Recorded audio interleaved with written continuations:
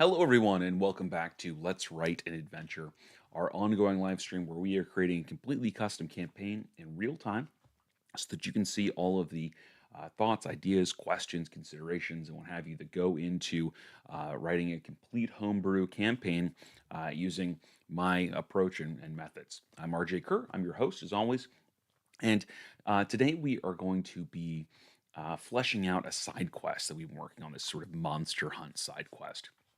Um, Before we dive into that, I want to give you all kind of a recap of what we've done so far and where we are, in case this is your first time watching us or joining us, or you aren't caught up on some of the previous episodes, so you're not lost.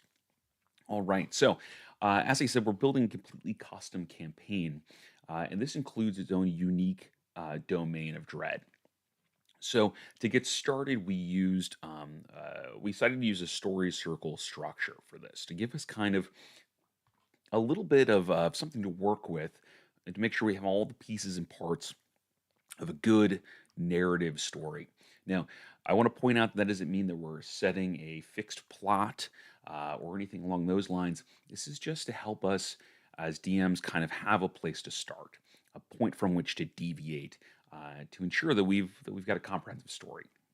And so uh, we started filling that out, and we've actually figured a fair amount of that out already. We have figured out how our characters enter into this domain of dread, and it's through a portal that opens up on the Blood Moon.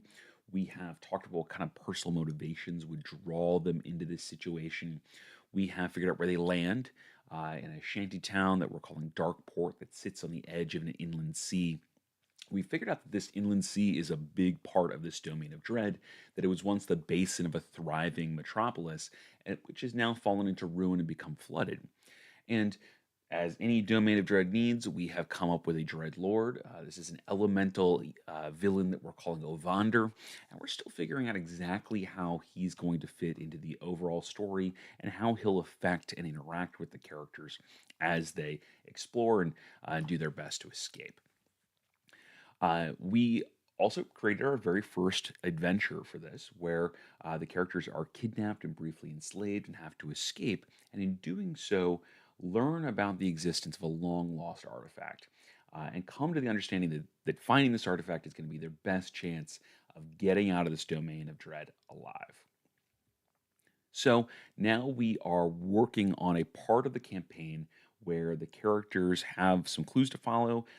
They know kind of what their overall objective is, but they have a ton of agency where they can go out and follow these clues as they see fit and kind of explore the world as needed and to find all of the pieces and parts of information that they need to discover the location of this artifact. So to do that, we're using a node structure style, where effectively each of these nodes, or as I prefer to call them, investigative scenes, are moments in our campaign where the characters have the opportunity to find new clues, and each of those clues connects to a different investigative scene. And so this way, the characters can find some of the clues, all the clues, none of the clues, and they can still move their way around and through this investigation without ever getting uh, you know without ever getting stalled, without ever getting stonewalled as they go through here, and really chart their own path. So this gives us as DMs some structure to deal with, so that we can create adventures that we can have ready to go as the characters are out and exploring the world. But it still gives our players a ton of agency in terms of what they want to do and where they want to go and how they want to do this investigation. So each of these investigative scenes can be really kind of any sort of encounter you like. We've done ones that are simple social encounter, ones that are more complicated social encounters with varying complications that would go into that. We've got ones that are 5 room dungeons, one that's a heist, and we'll have some that are built out even more and differently, because you want a little bit of variation there. You want there to be lots of opportunities for the characters to explore and experience different things.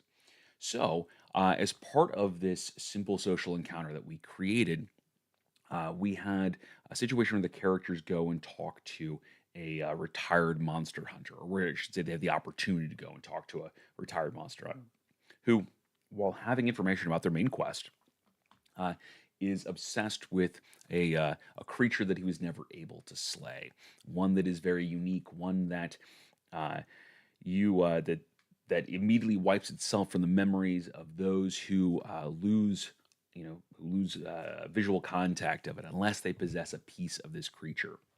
Um, One that is a series that, unbeknownst to this monster hunter, unbeknownst to the characters, is actually a series of clones. And so when it's slain, a new one activates, coming back stronger than it was before. And so this is a side quest. Hunting this monster is a side quest that the characters have the opportunity to take, but are not required to in any capacity. But like any good side quest, we want it to be engaging and fun and be kind of a palate cleanser from the main campaign, but we also want there to be some reward that helps the characters move forward in their main quest, uh, as sort of it's sort of a benefit of kind of taking this side road of taking this time out from the main quest and to complete this task. So we are going to jump into that momentarily. But before we do, I would like to remind everybody this is an interactive stream. So as you have comments, questions, concerns, ideas, thoughts, opinions, or frankly anything else you want to chat about, jump in the chat. If you're watching the recording of this, please feel free to jump in the comments with that sort of stuff. Love hearing from you guys, whether your questions are relevant to what we're doing in that exact moment or not. Please feel free to get in there, and I'll do my best to give you my 2 cents on all that. You guys come up with some amazing stuff um, as as we've been building this out. So also feel free to jump in with your own creative ideas and suggestions on what we might do to improve and build out this side quest. All right. So with that, looking at the chat here real quick, looks like we've got some highs and hellos. Good to see you, Ben. Good to see you, Jonathan. Always fun to have you guys here. Thanks for joining. Okay, so uh, we have so far uh, sort of outlined this side quest. We've created this monster from scratch, so we've got this creature already fleshed out and ready to go. We've been kind of bullet pointing what should go into each section of this, you know, of this adventure, of this side quest. And then we'll go back through later and we'll kind of clean it up and make it something that's easier to run with. But we've talked about that there's got to start with tracking the beast. They got to go find the thing that they're going to hunt, right? Um, and so we've talked about the various clues and the atmosphere that we're gonna, how we're gonna build atmosphere and up to this first contact, the moment that they encounter this creature for the very first time. And since it's a series of clones, we expect the characters to slay it. We expect the characters to win in this first encounter. And we're talking a little bit about whether they find it by daylight or find it by night, giving us a little bit to work with depending on what kind of decisions our players make for their characters. Now, of course, the characters may slay the initial monster, but since it's a series of clones that comes back, there will be a second contact. And we want to make that a little bit different from the first. We don't want that to be just a repeat of, track and slay, because that will get repetitive and it'll get boring. And so we have this idea of, this town that's been hunted by this creature. But of course, they have no memory of it because that's a feature of the monster. And so they're scrambling to come up with their own narratives for what is happening to them and why people are going missing and why there's, damage and death and destruction that seems to strike their town periodically. And so we've listed out a few ideas for that. And then we have a very rough idea for third contact, the third time the characters encounter this monster.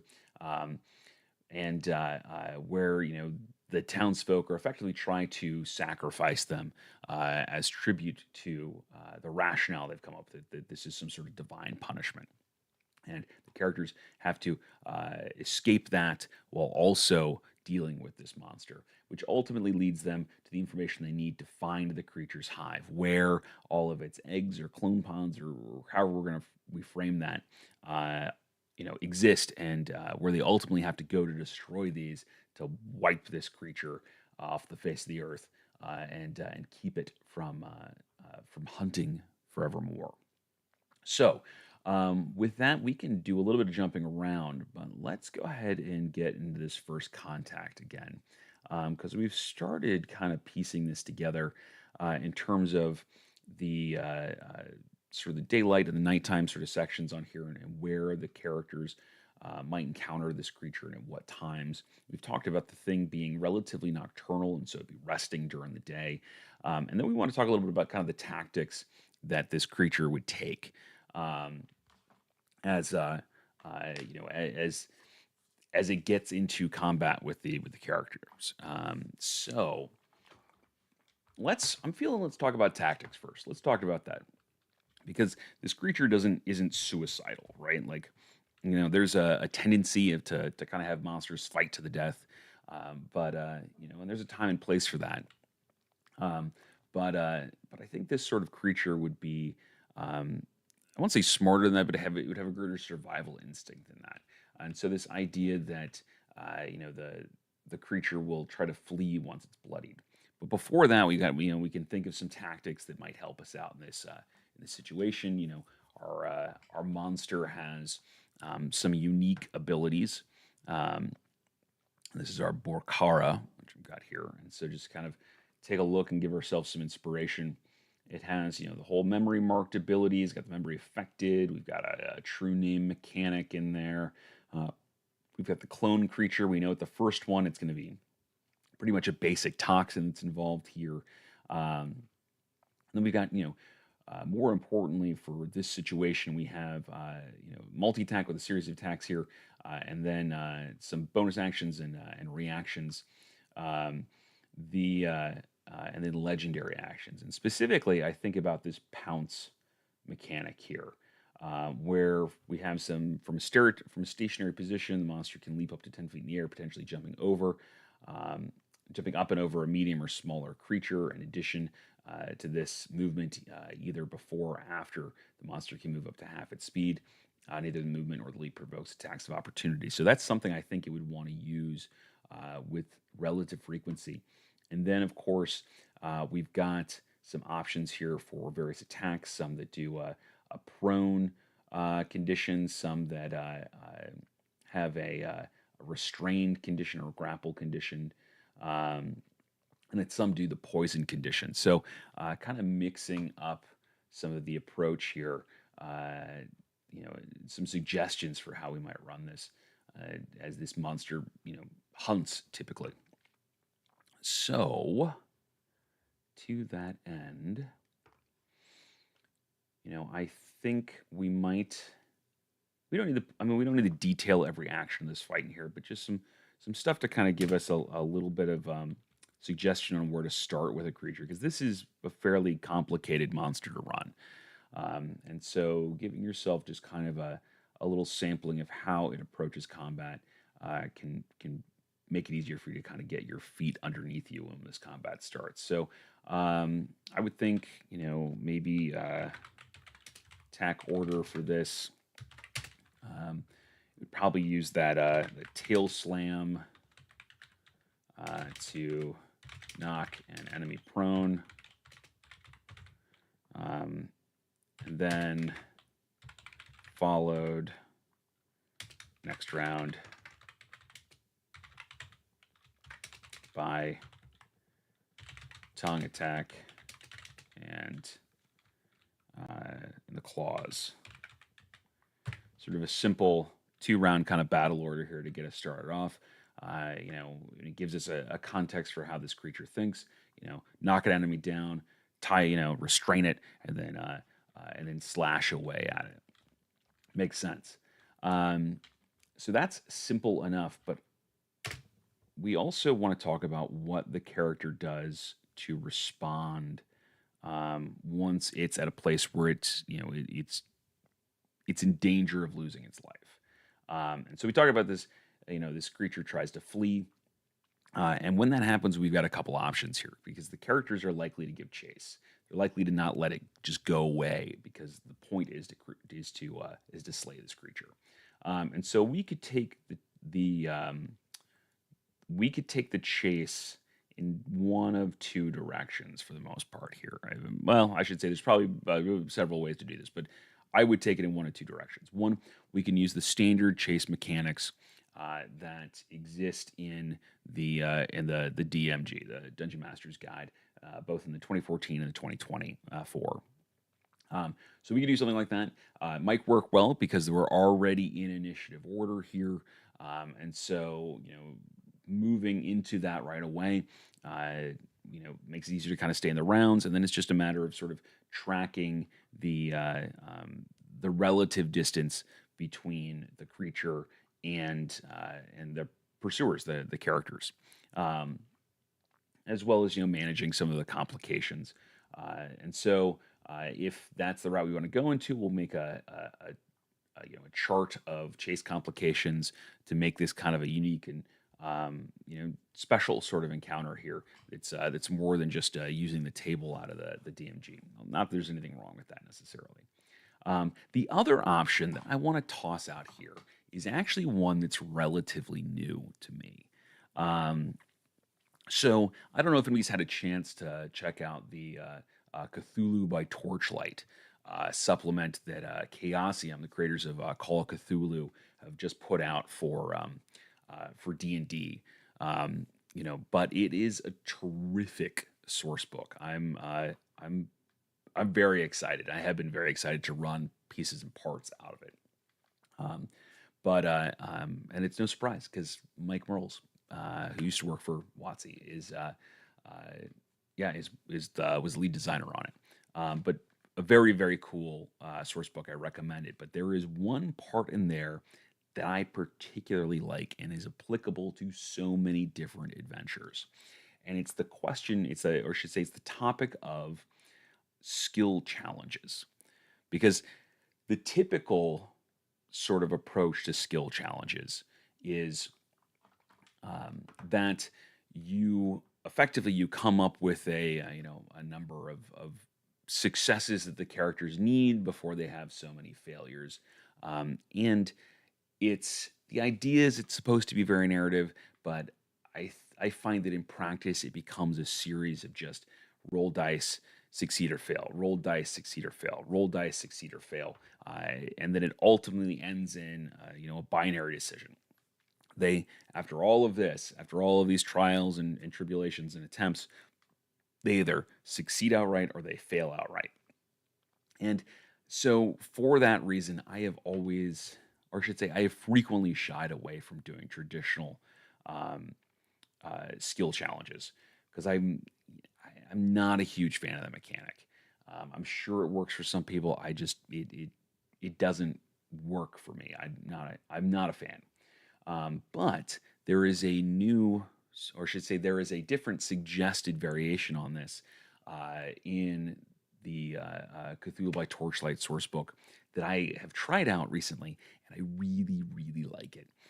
It's very simple, it's very streamlined. And so I figure at the very minimum, we can kind of add this in here for this so you can see how that works. And then we can decide whether we want to stick with that version of a skill challenge or whether we want to go with a more traditional chase, encounter rules.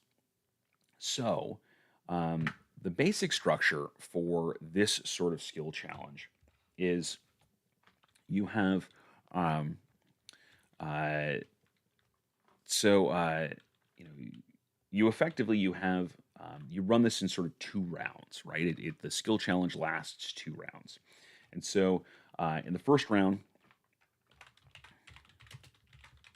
you have you know some situation. Um,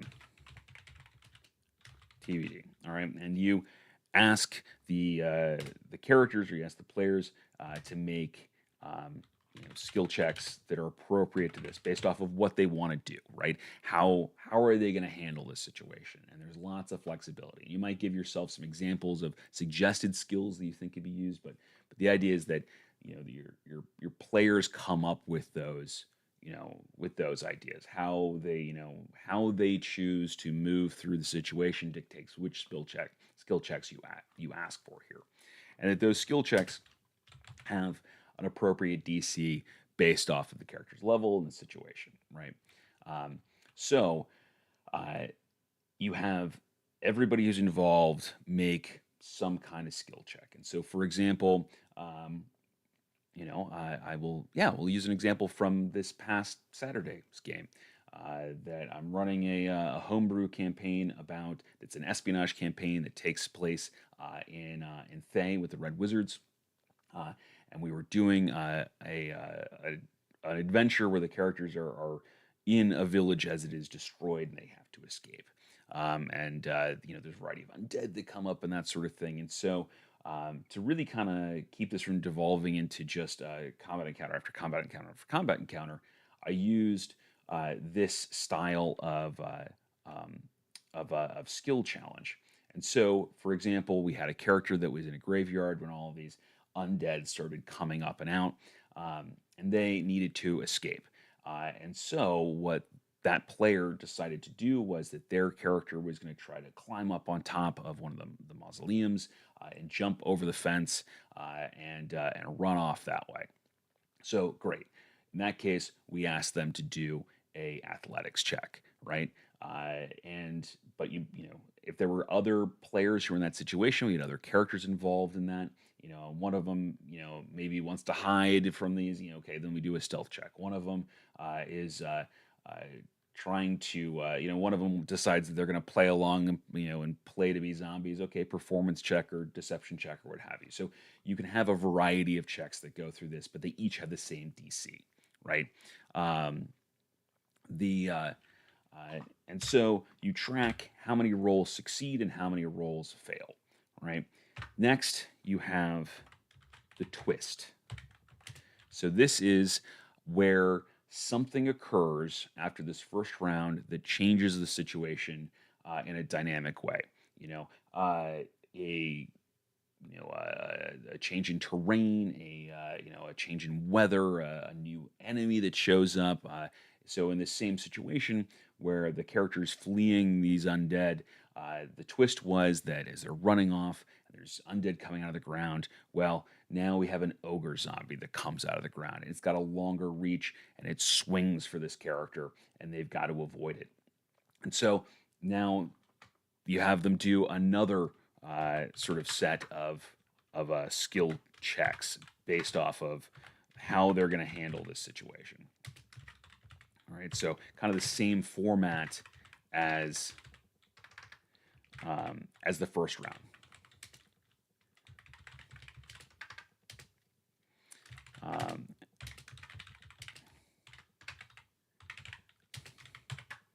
So then pass the checks or fail the checks, what have you. There is an outcome that comes out of this, and there in this case is a total success. There's a partial success, and then there is a total failure. And the dynamic for that is, a total success is the PCs get exactly what they're trying to do,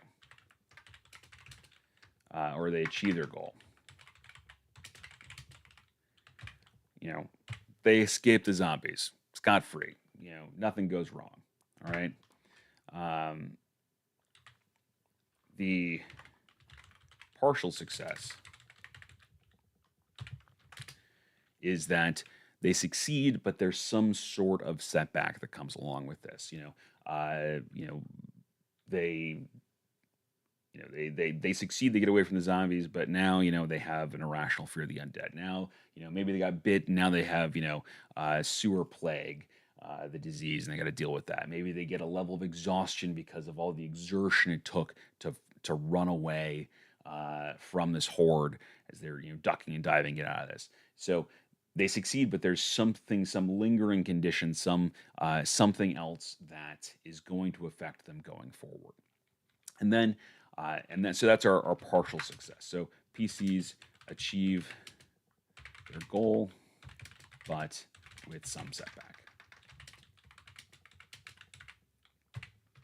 And then there is, of course, the failure, where the PCs don't achieve their goal,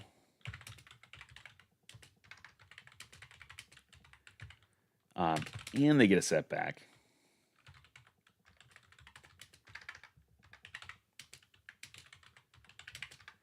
The only catch to this is you don't want failure to be a wall that keeps them from advancing in the adventure.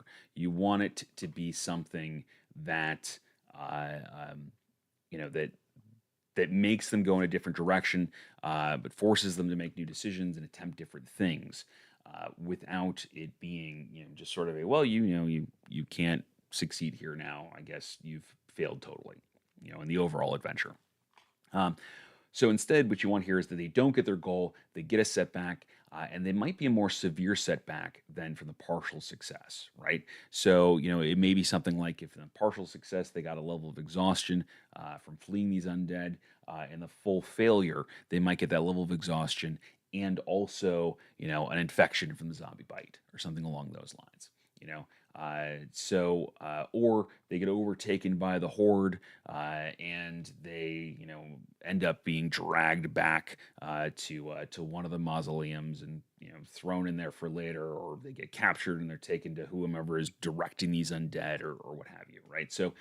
It's you're not it's not a situation where they're fleeing, they fail outright, and now everybody dies, right? It's a it's a change in the story, uh, that makes it a little harder, but also still gives them the opportunity to succeed later on. And there's a whole table in the Cthulhu by Torchlight that breaks down kind of how many successes you need for a partial success, how many successes you need for a total success based off there. But I have found that frankly, you can simply kind of do this as a, if most of the group succeeds on the first round, well then the first round is a success. If most of the group succeeds on the second round is a success. Um, and my addition to this too has been that if they fail in the first round, I add a little bit of a complication as part of this twist. Like maybe the DCs for the second round increase. Maybe there's something that makes it a little bit harder. Um, so that makes the second round more difficult, but they still have the opportunity to succeed in the second round now, right? So I have been kind of just running it as a, if you only succeed one round, it's a partial success. If you succeed both rounds, it's a full success. If you succeed none of the rounds, it's a full failure.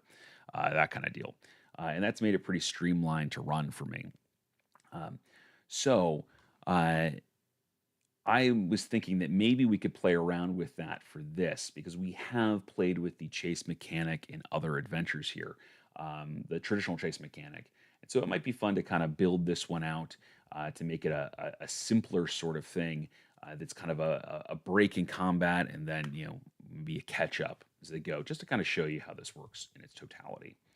Before we do that, it looks like we've got a couple comments in the chat here. We've got Jonathan Frost says D&D needs a partial success and partial failure mechanic. All the rolls at this point are binary, yes or no. Yeah, I mean, there's nothing wrong. I mean, I won't say that I think you're wrong on that. By all means, I think that it's important to have that binary, and I think their intention is that it's kind of a decision tree, right? But I get, but to your point, I think that um, there is definitely room for, uh, yeah, for shades of success. That being said, I have kind of pushed back on a lot of the concepts of success, varying degrees of success, simply because a lot of the stuff that I've seen that's come out on that has been like, there's like it's a grade of like five different things, and as a DM, you know, it's a lot easier to say yes it works or no it doesn't, than it is to adjudicate, whether it's a total success, mostly success, kind of neutral, mostly a failure, total failure, or something along those lines. But I but to that point, I really like how they've broken this up into effectively three distinct pieces. Because again, that's not too much more difficult to make that judgment call on than just a binary choice. And so adding this one option for partial success in here, I think is really good. And you know, I think it's very relevant to a skill challenge, because there can be degrees of success, but that it does bring up the point that anything that you don't have, that either works or doesn't, you don't need to do a skill challenge for it. It can be just a single roll of the die to figure out what goes on. Um, but with this being so dynamic and so easy to put together, uh, it is something that we can toss into a lot of adventures in a lot of versatile sort of ways to resolve more complicated situations. Again, to your point about instead of boiling them down to a binary choice of yes and no. Um, let's see here. Ben says, "What I like about the Dagger Heart Hope and Fear. That's what I like about the Dagger Heart Hope and Fear mechanic." Yeah, I'll be honest with you. I haven't played Dagger Heart yet, so I can't speak to that. I was a little. I read their beta release on it. I have to admit, I was a little confused about how that was intended to run.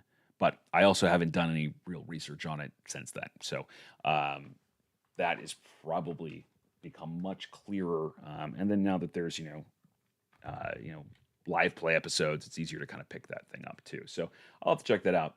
Um, but as far as D&D rules go, I do like this you know this style challenge for skill challenges, and I think they work pretty well. I ran like 10 of them in a session on Saturday for this Red Wizards espionage campaign, and that it seemed to flow pretty organically.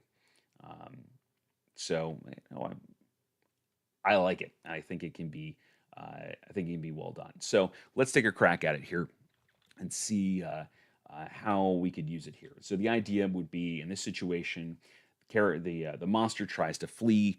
So they use a disengage action and dart off. And instead of just plodding along, manually tracking the relative distance between the two, we say, okay, well, now a chase is ensued, and we're gonna make some checks to catch up as you all are racing through the forest, and this thing is trying to get away from you and trying to hide and what have you. And so the ultimate, the overall success for this is the characters catch up to the monster, right? That's our true success state. The PCs catch up to the fleeing creature. Done. They get there. No challenge. No setbacks. Nothing along those lines. And so now we'll figure out kind of what a partial success is and a failure is as we kind of go through this. And again, you can kind of jump around as I often do. But so like the first round here, again, the situation is that it's breaking combat, it's running away from them. Okay, so there's a couple, sort of obvious checks that we could do for this, athletics checks, acrobatics checks to kind of jump around and try to get in front of it. But we could also do things like perception checks to kind of track it through the forest as it goes, or survival checks to follow the path it makes through the forest or up the river or what have you. And so we would say something for this along the lines of, let's see here, TK monster flees battle, forcing the PCs to give chase. The ensuing chase leads them through a dense, dark forest.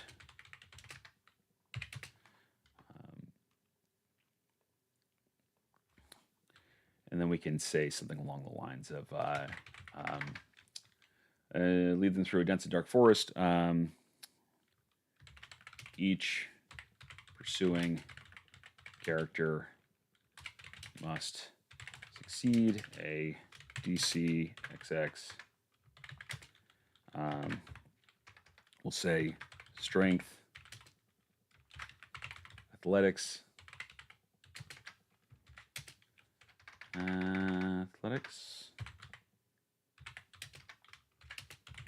or a wisdom actually, comma, wisdom, perception,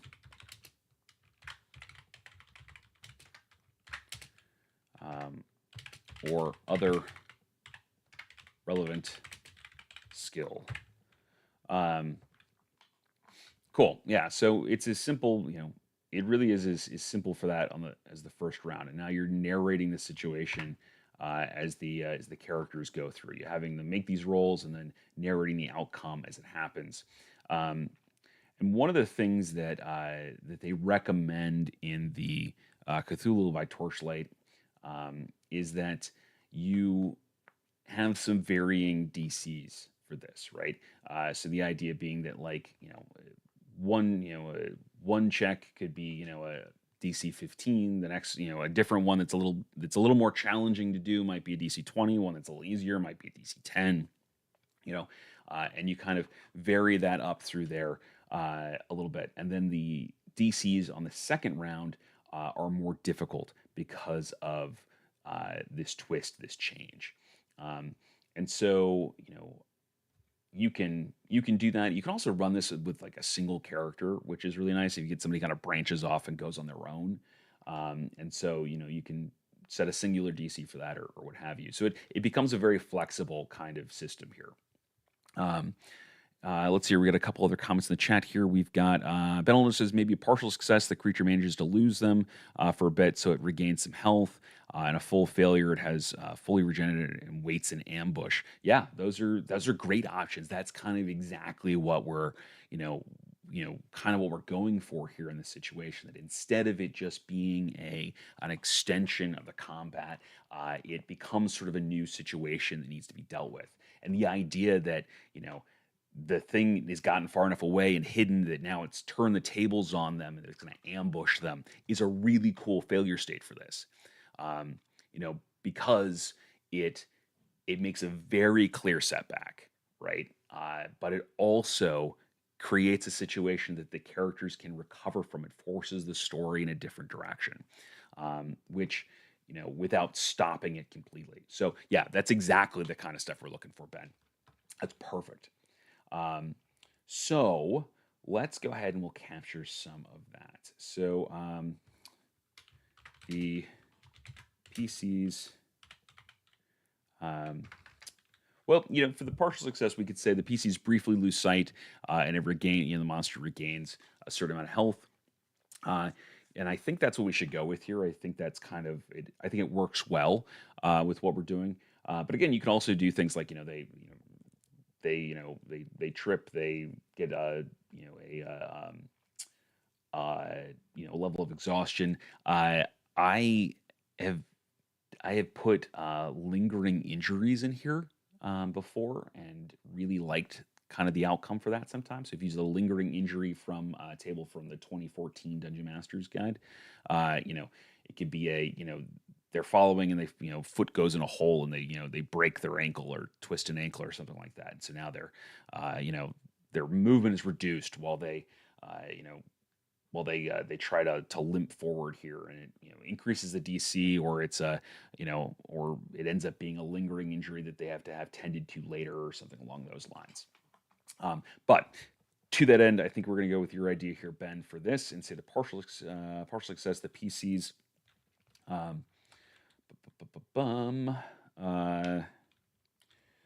Briefly lose sight of the TK monster,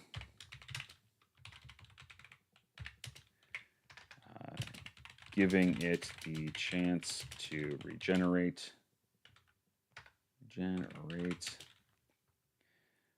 health before their next engagement.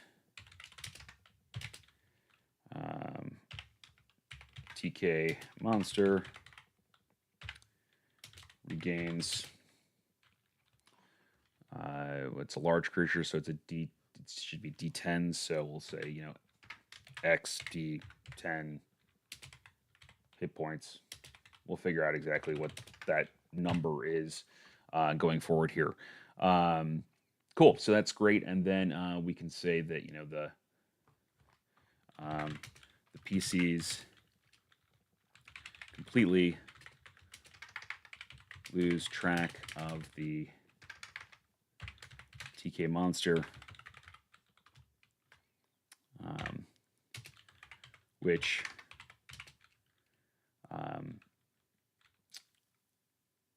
let's show the team a monster, and let's see here. The PCs completely lose track of TK monster. The creature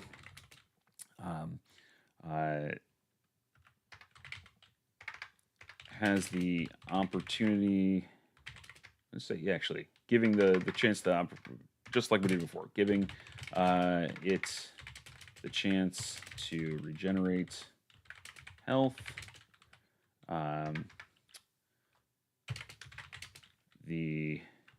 Let's say TK monster regains XD 10 hit points. Additionally,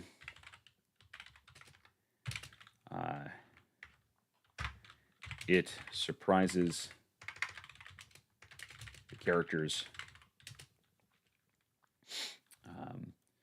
at the beginning of the next combat. So now we've got kind of like two things that hit in this, and the monsters got some health back, and now the characters have disadvantage on their initiative, kind of putting them on the back foot as the creature jumps back out.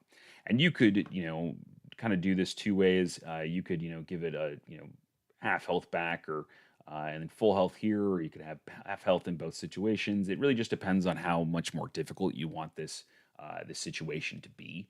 I don't know if there's any right or wrong answer to that that isn't sort of conditional on where the characters stand at that point.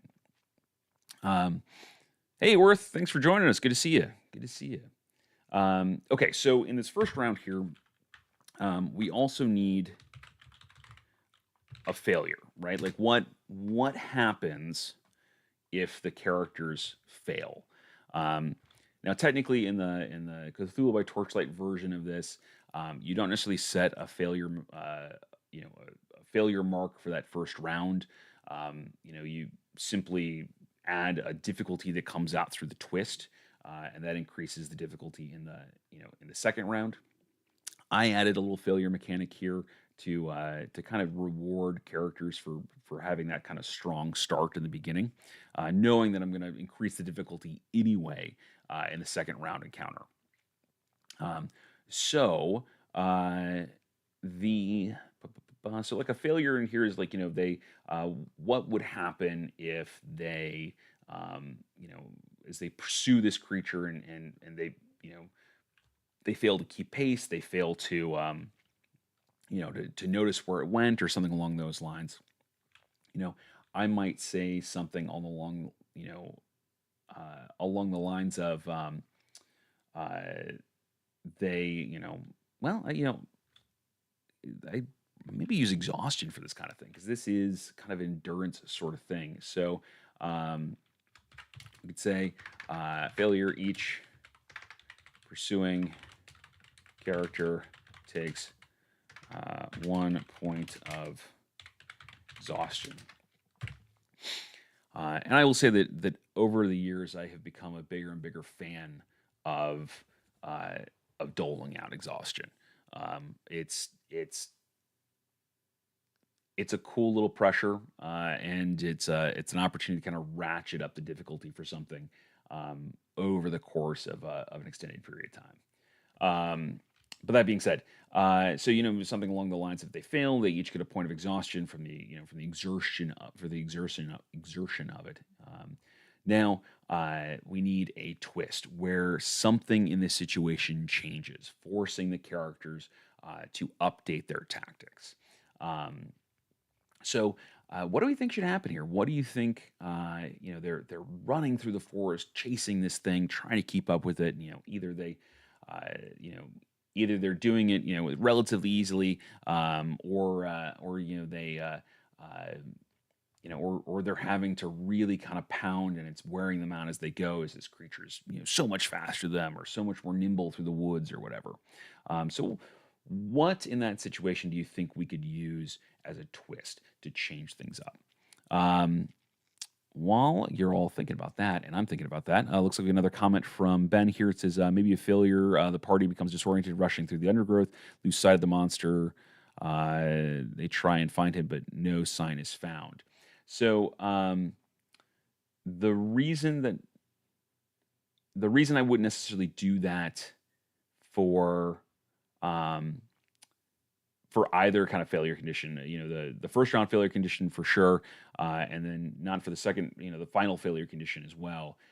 Is them not being able to find the creature at all uh, stonewalls this adventure. Now they're stuck with nowhere to turn, nothing to do. And we certainly don't want that in the first round here because we want them the opportunity to succeed in the second round. If they fail in the first round, we wanted to make it a little more difficult to get to that success. Um, so let's see. Jonathan Frost says a twist that gives the players an advantage. No, no, no, no. A twist that makes things different and potentially more difficult for them. Um, we are certainly not making it easier on them. The twist is not a reward. The twist is something that changes so that they're not, frankly, narratively, they're not saying, well, I ran after it the first time with strength athletics. I'll do that again. Uh,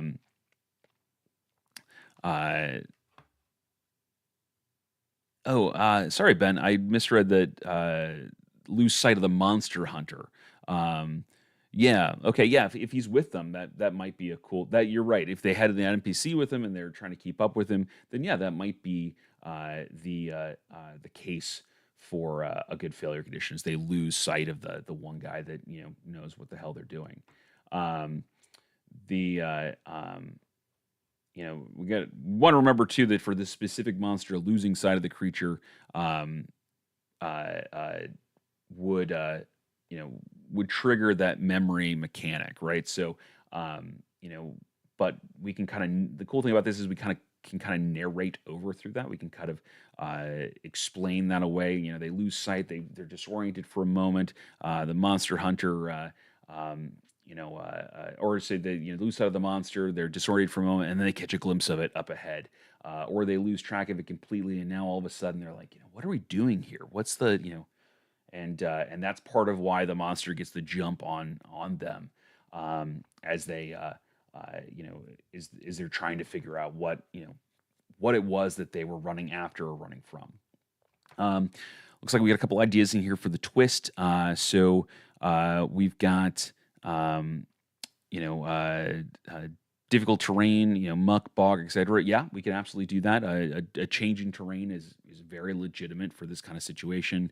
Um, there's also the comment there about a random hunter's pit trap or snare. Yeah, absolutely, we could have something along those lines in there. Again, we're going to want to make sure we frame it so uh, uh, it's not a situation where they get caught in the snare and now they can't run on or anything like that. But when we narrate it, it's something like you fall into this pit and now you got to climb your way out of it, or this the ground starts to get away from you. You got to jump to the side, or you kind of narrate it is using kind of leaning into whatever kind of decision the characters want to make on that, giving them some opportunity to use a variety of skills instead of shoehorning a particular one in here. But to that point, all of those sorts of setbacks are great.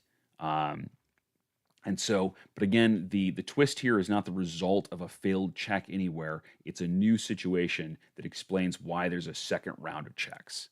Um, so yeah, so let's look at some of that. We got a couple other comments in here. Ben likes the bear trap one. Yeah, I do too. I think that's really cool. I think it's a cool idea from Jonathan. And then wait, are there bears in this domain? You know what? We don't have to decide. It could be any sort of Other creatures have legs. There other big prey that you might use a bear trap style sort of thing for. Um, and Let's see here. It says, Ort says, yeah, I like that. Failed athletics checks and they fall into an old trap. Uh, yeah, yeah. So, I mean, that could be kind of the result of of some of the old failure here. I think what I would do for this, in this case here, is um, the I like the idea of the bear trap here. I do. I think we can run. I think we can run with this. Um, the and again, the twist here is not a. It's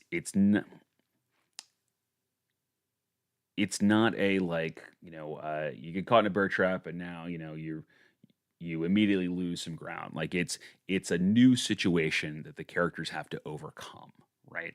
It's a change to this. Again, so another example that I did previously, or another example of how I've run this previously, is I had a situation where there was a swarm of these demons that kind of came out of this house, and they're kind of flying straight towards the sort of straight towards the characters, and the characters need to get out of their way somehow, and whether they just dart to the side or whether they try to take cover, or they try to figure out where these demons are likely to go and head or whatever. It's that's their first round of checks.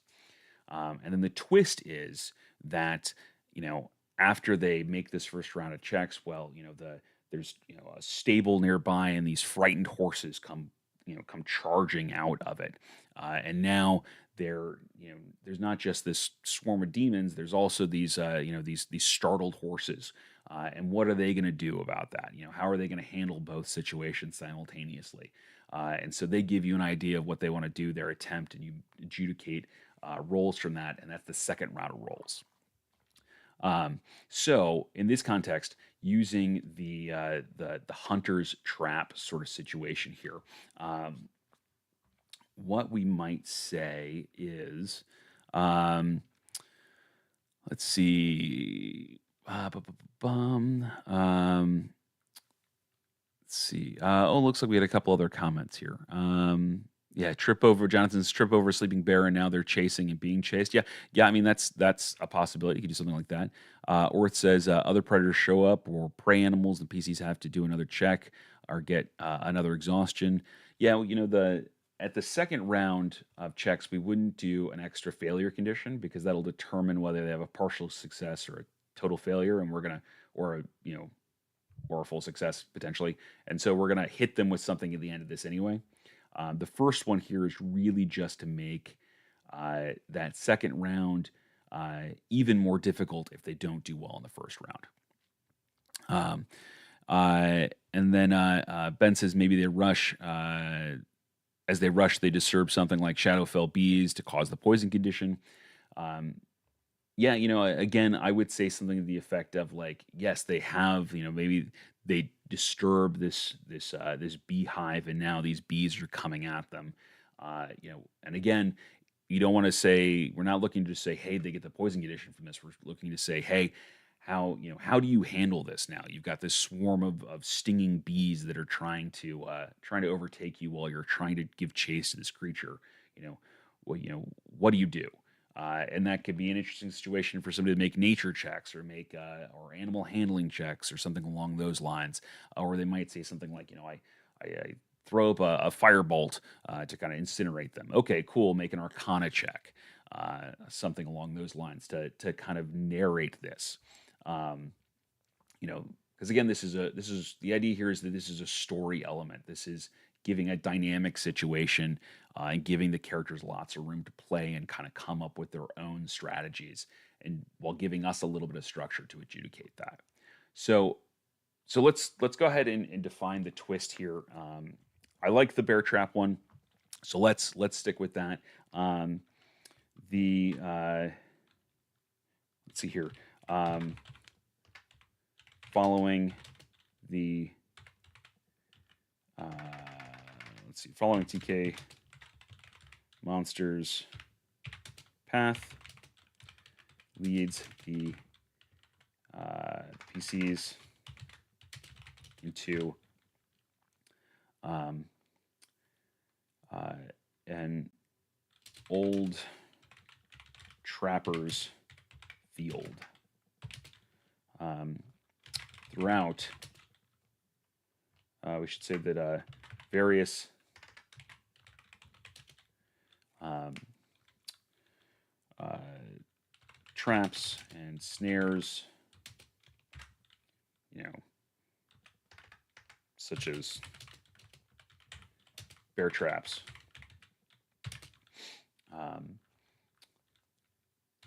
dot the area, dot the field hidden from view. Yeah. Yeah, hidden from view. As the PCs charge in, the first trap springs, alerting them to the danger ahead. Cool. And so, you'll notice here that, this first trap triggers, but it doesn't catch a PC in this, right? It's not that, we're making a check to avoid getting caught by this trap. It's that we're letting them know the situation has changed. There's something potentially dangerous or difficult up ahead, and now they need to do something about that if they're going to pursue their success. And so, in this case, we might even move this down for clarity's sake down here and say, in the second round, as the PCs charge in, the first trap springs, alerting them to the danger. Each pursuing character must make and we could say something like, DCXX, we could say dexterity saving throw. We could say a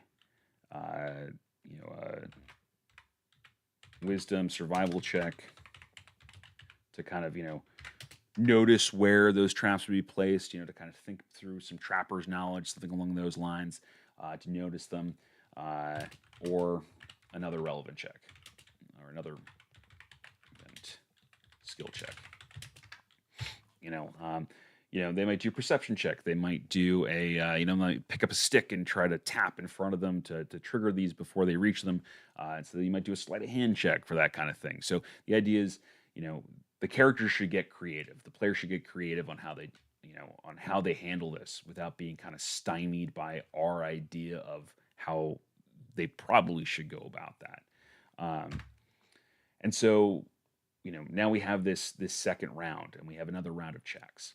And so now we're tabulating how many succeeded in the first round, how many succeeded in the second round. And